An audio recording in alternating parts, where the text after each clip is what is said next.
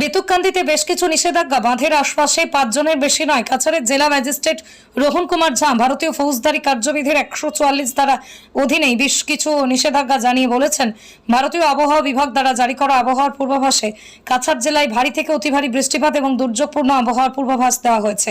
এদিকে বরাক নদীর জল বিপদসীমা অতিক্রম করেছে। এছাড়া বরাক নদীর ক্রমবর্ধমান জল ঝুঁকিপূর্ণ পয়েন্টগুলিতে ডাইক ভেঙে যাওয়ার সম্ভাবনা রয়েছে এবং শিলচর শহর এবং পার্শ্ববর্তী অঞ্চলগুলির মধ্যে বিস্তীর্ণ এলাকা প্লাবিত করতে পারে।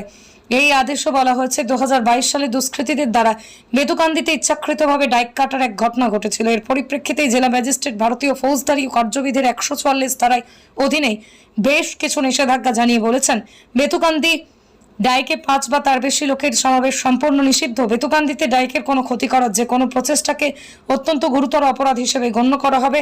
আইন অনুযায়ী কঠোরতম শাস্তিমূলক ব্যবস্থা গ্রহণ করা হবে। হিফজুর রহমান বড়ভূঁইয়ার রিপোর্ট, BM নিউজ 24।